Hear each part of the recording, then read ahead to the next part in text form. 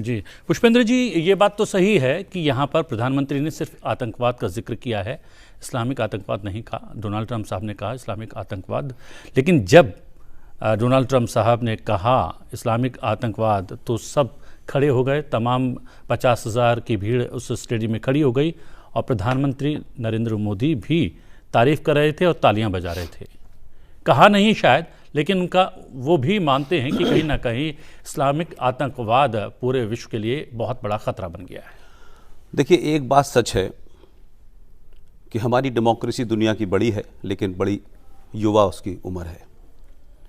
America को 350 साल से आसपास हो गए। एक लंबे समय के बाद सच को सच कहने की समाज में बहुत मुश्किल से आदत पड़ती है। पिछले 70 साल में जो इस मुल्क का निज़ाम रहा है, इस मुल्क में हर ऐसी बात जो सच कही जा सकती है लेकिन कड़वी हो, लेकिन वोट बैंक की राजनीति के चलते किसी को खुश करने के लिए उसको गलत बात कहते रहो।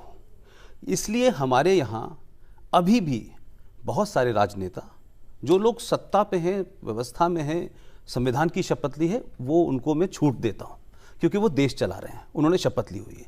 लेकिन आम सोसाइटी भी इन बातों को कहने से कतराती है और उनको लगता है कि ये कहेंगे तो मुसलमान नाराज़ हो जाएंगे। मैं आज तक ये नहीं समझ पाया, या तो जो ये कहने वाले लोग हैं वो ये मानते हैं कि मुसलमान आतंकवाद को शय देते हैं इसलिए नाराज़ हो जाएंगे, और अगर है ऐसी बात तो कहना चाहिए। इसमें किसी की नाराज़गी हो न नाराज़गी हो ये महत्व नहीं है, देश की नाराज़गी नहीं होनी चाहिए, देश का नुकसान नहीं होना चाहिए। ट्रंप साहब ने, जब मोदी साहब पहली बार भी गए थे व्हाइट हाउस में, उस वक्त भी उन्होंने इस्लामिक आतंकवाद की बात कही थी। लेकिन आप ये देखिए, आपने जो बात अभी कही वो मैं आपसे कहना चाहता था कि जब ट्रंप ने ये कहा इस्लामिक आतंकवाद, तो वो जो 50,000 लोग थे वो अमेरिकन नहीं थे, वो 50,000 हिंदुस्तानी अमेरिकन थे। तो जो उस पर रिएक्शन हुआ है, वो अंदर से जो बात चाहते थे वो उन्होंने कही। भारत के प्रधानमंत्री की एक अलग सोच है उनकी, और वो जरूरी नहीं है कि वो जब तक इस्लामिक आतंकवाद न कहे तो लोगों की समझ नहीं आ रहा है। अब अमेरिका में तो कोई दूसरा आतंकवाद है नहीं, अमेरिका जिन चीजों से लड़ रहा है पूरी दुनिया में लड़ रहा है। अब उसमें तो एक पक्ष ये भी है कि अमेरिका के कारण दुनिया में आतंकवाद फैला है, ये भी एक वजह हो सकती है। लेकिन जब उन्होंने ये कहा कि हमें इस्लामिक आतंकवाद के खिलाफ मिलकर लड़ना है, तो इस्लामिक आतंकवाद के खिलाफ मिलकर, उन्होंने ये नहीं कहा कि माओवाद के खिलाफ लड़ना है। ठीक बात। तो अगर उसको शब्द को एंडोर्स नहीं किया तब भी बात यही है। तो आपके जम्मू कश्मीर में क्या हो रहा था? जम्मू कश्मीर में आज़ादी की लड़ाई लड़ते लड़ते अब वहां आतंकवाद होने लगा, अब इस्लामिक आतंकवाद होने लगा, जिहाद होने लगा, वहां तो तमाम सारी निज़ाम मुस्तफ़ा की बात होने लगी। तो हमारे यहाँ छुपे अंदाज में बहुत कुछ हो रहा है, लेकिन कहा नहीं जाता क्योंकि कॉन्स्टिट्यूंसी हमारे यहाँ बड़ी है और क्योंकि लोकतंत्र अभी जवान है, तो लोगों को लगता है कि बहुत सारी बातें न बोली जाएं। जैसे आप देखें कि 2004 से लेकर के 2019 के बीच में पॉलिटिकल डिस्कोर्स बदला है, नरेटिव बदले हैं। जो बात आज से 10 साल पहले लोग नहीं कह पाते थे वो आप खुल के कह रहे हैं, और उसकी वजह यह है कि जो आपके अंदर है उसको आप छुपा क्यों रहे हैं? सीधे सीधे कहिए ना कि आप किसी को गाली नहीं दे रहे, आपका किसी से निजी झगड़ा नहीं है, आप किसी मजहब को छोटा या बड़ा नहीं कर रहे, लेकिन सच बात तो कहिए भाई। आपने ऐसे नैरेटिव हमारे देश में बनाए हैं जो नहीं चले।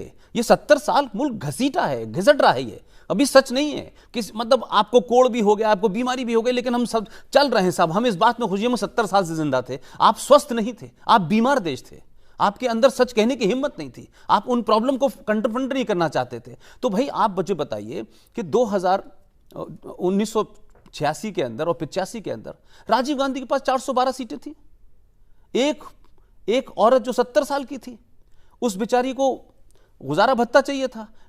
अगर वो हिंदुस्तान की कोर्ट में जाकर के उस पर फैसला लेके आती है, तो इतनी मजबूत सरकार, इतने आधुनिक प्रधानमंत्री ने, इतना बड़ा मैंडेट, आपने फैसला बदल दिया किसके दबाव में? क्या कोई गैर कानूनी काम किया था कोर्ट ने? सुप्रीम कोर्ट ने फैसला दिया था शाबानों के हक में, तो भाई आपने क्यों बदला? लेकिन तमाम वो लोग जो उससे रिलेटेड थे उन्होंने कैसा हंगामा खड़ा किया। और आज वही आदमी जिसको आप हिंदू लीडर कहते हैं, जिसका चेहरा हिंदुत्व पे टिका हुआ है, जो आरएसएस की आइडियोलॉजी पे है, तमाम सारे नैरेटिव आपने क्रिएट किए आरएसएस के बारे में भी, आज वो भी बदल है। लेकिन उसी हिंदू लीडर ने मुसलमानों के उस पर्टिकुलर एरिया को, जहां कोई छूना नहीं चाहता था, जहां कोई जाना नहीं चाहता था कि सब नाराज हो जाएंगे, 3-3 बार ऑर्डिनेंस ला करके आपने निकाह हलाला को खत्म किया कि नहीं किया?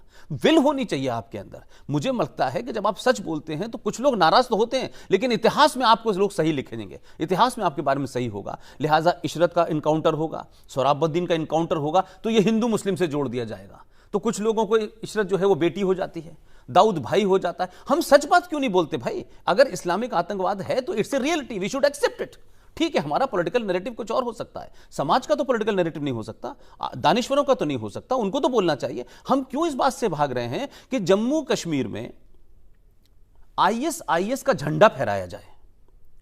तो आईएस के झंडा फहराने वाले को तो गोली नहीं मारी जाती, आईएस के झंडे फहराने वाले को तो जेल में नहीं डाला जाता, हर जुमे को फहराते थे वो। लेकिन तिरंगा फहराने वाले को लाल चौक पे आप मारते थे, आप अरेस्ट करते थे। तो ये कितना खतरनाक नैरेटिव इस देश में चला। और हमारे यहां देश में इस्लामिक आतंकवाद है, वो छुपे रूप में है, वो हल्के रूप में है, वो अलग अलग शक्लों में है, लेकिन है। इसको ये नहीं कह सकते कि नहीं नहीं ऐसा नहीं है। और ये भी कोई नहीं कह रहा कि हिंदुस्तान के 35 करोड़ मुसलमान उसको सपोर्ट करने खड़े हुए हैं। लेकिन दुख की बात क्या हो रही है कि अभी तक हम इस नतीजे पर नहीं पहुंचे हैं, क्या मुसलमान में प्रॉब्लम है, क्या मुसलमान के अंदर कोई प्रॉब्लम है कि वो उस तरीके से गलत नहीं कर, या उनकी जो किताब है कुरान, क्योंकि इस पर डिबेट पूरी दुनिया में हो रही है कि कुरान की वजह से आतंकवादी लोग बनते हैं। बड़े बड़े मुसलमान भी कहते हैं कि साहब वो पढ़ने के बाद, अब वो पढ़ने के बाद बनते हैं नहीं बनते तो डिस्कशन का कोर्स है। तो हिंदुस्तान के तमाम मुसलमानों को, जो खासतौर से मौलाना हैं, जो मौलवी हैं, जो मुफ्ती हैं, ये तो उनका काम है कि वो ये बताएंगे। इसमें कोई हिंदू नहीं बताएगा, क्रिश्चियन नहीं बताएगा, सिख नहीं बताएगा, वो बताएगा भाई कि ये ऐसा है, ये ऐसा है। अब कुरान कितने हैं कैसे नहीं, ये सब इंटरनल मामला है। लेकिन इस्लामिक आतंकवाद है, it's a reality, one should accept it. जी जी, डॉक्टर नदीम, ये बात कही है पुष्पेंद्र जी ने कि जो सच कहेगा इतिहास में उसका नाम दर्ज हो जाएगा। इतिहास में नाम दर्ज एक अलग अलग विषय हो सकता है, लेकिन सच को अगर सच नहीं कहेंगे तो वो जो खराबी है सच में, कहीं ना कहीं खराबी कहीं से आ गई है, वो ठीक नहीं होगी। तो ऐसे चेहरे, ऐसे लोग इस्लाम के भीतर से क्यों सामने नहीं आते हैं जो कहते हैं कि हाँ, इस्लाम के नाम पर आतंकवाद फैलाया जा रहा है, ये गलत है और इसको दूर किया जाना चाहिए। जब तक ऐसा नहीं होगा तब ये कहते रहे कि आतंकवाद का कोई धर्म नहीं होता, उसके कोई मायने सामने नहीं आएंगे। देखिए, ग्लोबलाइजेशन के इस दौर में बहुत सारी चीज़ें बदली हैं और सिनेरियो बहुत ज़्यादा बदला है 9/11 के बाद, और मीडिया और दुनिया बहुत सारी नई चीज़ों को देखना शुरू कर रही है एक नए एंगल के साथ। सर, जैसा कि अभी आपने सवाल उठाया, मैं इसका जवाब कुछ इस तरीके से दूंगा कि वो लोग जो इसे नज़रअंदाज कर रहे हैं, इसके ऊपर गुफ्तगू नहीं करते हैं, वो लोग गलत कर रहे हैं और इसकी मजम्मत करनी चाहिए। और आतंकवाद तो एक विश्वव्यापी समस्या है, इसकी एक आम जी शऊर आदमी को भी मजम्मत करनी चाहिए, इसका विरोध करना चाहिए। और हमारे उलमाओं की कहीं ना कहीं ये गलती रही है, अगर वो सामने आकर एक्सपोज नहीं कर रहे इस बात को, इसका खंडन नहीं करते हैं, तो ये गलत है। बिल्कुल साफ साफ तौर पर कहना चाहिए और अपना जो एक अच्छा पक्ष है, एक साफ पक्ष है, उसे रखना चाहिए। रही बात इस तरह की, कुरान शरीफ पढ़ने के बाद लोग आतंकवादी होते हैं, कुरान शरीफ पढ़ने के बाद तो लोग अच्छे और भले मानुस बन रहे हैं। अभी पॉप जो है ईसाइयों के सबसे बड़े रूहानी पेशवा, उन्होंने वेटिकन सिटी में बाकायदा एक कॉन्फ्रेंस करके बताया कि कुरान जो है एक शांति प्रिय किताब है और इसके अंदर ये आतंकवाद से जुड़ी हुई कोई भी बात नहीं लिखी हुई है। तो कुरान की डीप स्टडी होनी चाहिए, अच्छे तरीके से कुरान को पढ़ाइए। अब उसकी तफसीर लोग किस तरीके से करते हैं मैं नहीं समझ पा रहा हूँ कि कितने पढ़े लिखे लोग करते हैं, लेकिन एक अच्छा और एक बेहतर मुफस्सिर कलाम पाक का, उसकी ये जिम्मेदारी पूरी तरह से बनती है कि वो उसकी जो बातें हैं, उससे जुड़ी हुई बातें हैं और विश्व से जुड़ी हुई बातें जिनका उल्लेख उसके अंदर है, उसे बिल्कुल साफ साफ तौर पर बताना चाहिए। हम लोगों की ये कमी रही है, मैं इसे एक्सेप्ट करता हूँ। हमारे उलमाओं की, हमारे रिलीजियस पर्सनैलिटीज़ की ये कमी रही है कि वो अपनी बात को ठीक तरीके से नहीं बता पाए हैं। दूसरी बात, ट्रम्प साहब ने जो बात बोली है इस्लामिक आतंकवाद, हाँ ये बात सही है कि उन लोगों ने सर्वाइव किया उसे, और वो उसे पिछले 20 साल से झेल रहे हैं और उसके ऊपर इलेक्शन भी जीते जा रहे हैं और पूरा एजेंडा भी वहाँ का तय हो रहा है। लेकिन ये बात भी बिल्कुल सही है कि उसी 9/11 के बाद से अमेरिका के अंदर इतने ज़्यादा लोग मुस्लिम बन गए। मैं समझता हूँ कि वो जी शऊर लोग हैं, बहुत अक्लमंद लोग हैं और उनके पास बहुत अच्छी समझ है, तो क्यों लोग कन्वर्ट हो रहे हैं, इस पहलू की भी तरफ हमें ध्यान देना चाहिए। जी, ये एक बात जो मजम्मत वाली बात हुई है कि आतंकवाद और इस्लामिक आतंकवाद की भी मजम्मत होनी चाहिए, उसका विरोध होना चाहिए। क्या विरोध तक सीमित रहना चाहिए? क्या इस्लामिक दुनिया के भीतर से वो लोग सामने आएँ और इस टेरर से, इस आतंकवाद से न केवल केवल जो है इसका विरोध कर दें मुँह ज़बानी, बल्कि इसके ख़िलाफ़ जंग का ऐलान करें, लड़ाई लड़ें।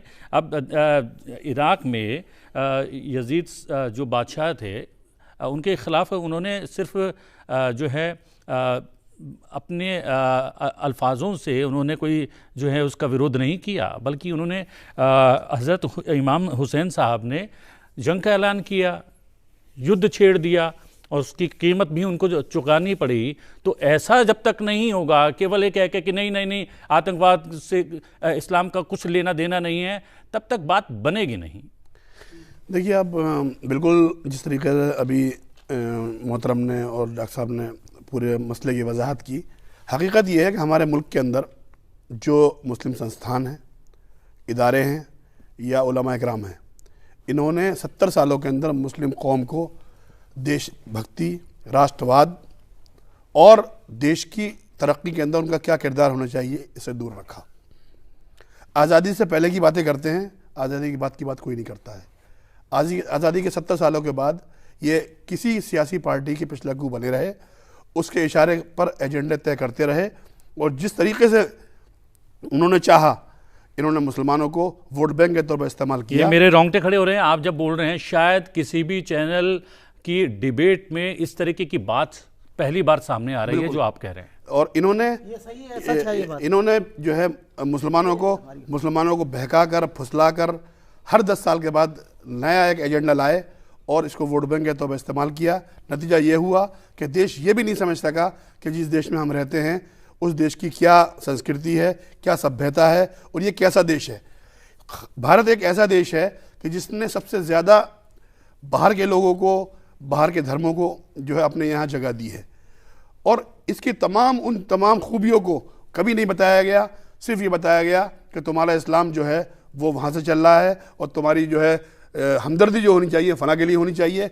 इसीलिए कि यहाँ का आम मुसलमान जो है आज वो ये नहीं तय कर सका कि जब मुझे खड़ा होना है, अपने देश के साथ खड़ा होना है या उस आदमी के साथ खड़ा होना है जो ह्यूस्टन में या जो है पेरिस में या लंदन में या पाकिस्तान में या लाहौर में या कराची के अंदर इस्लाम की बातें कर रहा है।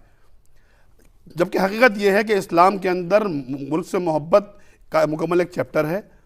मुल्क से मोहब्बत ईमान का हिस्सा है। जब मुल्क से मोहब्बत ही नहीं होगी और मुल्क की मोहब्बत का इजहार नहीं करेगा तो वो दुनिया में वो कहाँ खड़ा हो सकता है। यही वजह हुई कि हर जगह जहाँ भी कोई छोटा सा ग्रुप खड़ा हो गया, उसे 10, 20, 50 लोगों को मार दिया, तो कहीं ना कहीं दिली हमदर्दियाँ लोगों की उधर जुड़ी। और ये सारी की सारी गलतियाँ हमारे उन संगठनों की हैं कि जो मुसलमानों के ऊपर पिछले 70 सालों से राज कर रहे थे। मौसम विभाग के वो बड़े माहिर हैं। अब जब 5 साल के बाद उन्हें महसूस हो गया है कि ये सरकार अब लंबी चलने वाली है, तो इस सरकार के भी इर्द गिर्द वो टहलने लगे हैं। और अब भी अगर हमने नहीं समझा और उन आसिंगे सांपों को दोबारा पाल लिया, तो ये देश का मुसलमान जिस राह पे चल रहा है, जिस राह पे जा रहा है, तो ओवैसी जैसे लोग या मदनी जैसे लोग उसको दोबारा उसी राह पे ले जाएंगे कि जिस राह पर कई मुल्क जो है मुसलमान जो है अपनी जानें ज़ाय करके आत्मघाती बन के जो है वो दुनिया को परेशान कर रहे हैं। तो मेरा ये मानना है कि मुस्लिम संस्थाएं आगे आएँ, इस्लाम की सही छवि पेश करें। आतंकवाद इस्लाम के अंदर कोई गुंजाइश नहीं है। दुनिया में जहाँ जहाँ ये अपनी जंगें लड़ रहे हैं, प्रॉपर्टी की जंगें हैं, ज़मीनों की जंगें हैं, इस्लाम के नाम पर, बिरादरियों के नाम पर लोगों को खड़ा करके दुनिया के मुसलमानों को मिसगाइड करते हैं। अरब मुल्कों से, खाड़ी देशों से पैसा इकट्ठा करते हैं। कश्मीर में 70 सालों में क्या हुआ? एक प्रॉपर्टी की जंग, एक गैर इस्लामी धारा की जंग। धारा 370 इस्लाम के खिलाफ है। उस जंग को इन्होंने इस्लाम के नाम पर लड़ा।